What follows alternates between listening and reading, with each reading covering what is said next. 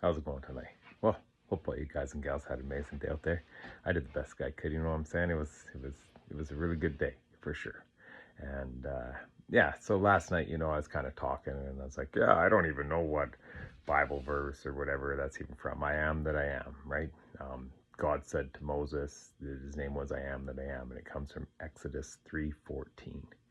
So just there you go. There's the little bit of knowledge and information that, I did not have yesterday at that moment. So I just thought I'd pass that along there. But talking about that statement, though, it correlates with the Hermetic law, the law of correspondence, right? As above, so below, as within, so without, sort of a deal. You know, and so that's the thing, right? When you think about it, and the whole thing that people talk of, like manifestation, Neville Goddard, and stuff like that. That's what he always says.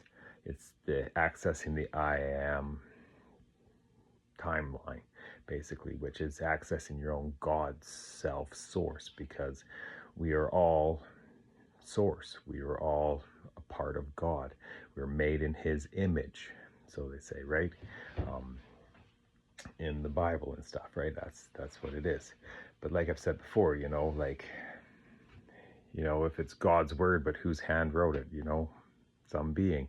They put the pen to the paper, right? So there is always room for interpretation, and the amount of times the Bible has been translated, changed, stuff like that. Like I've talked about, the Ethiopian Bible has like 88 books. Regular Bible stuff has 66, so where'd those 22 books go?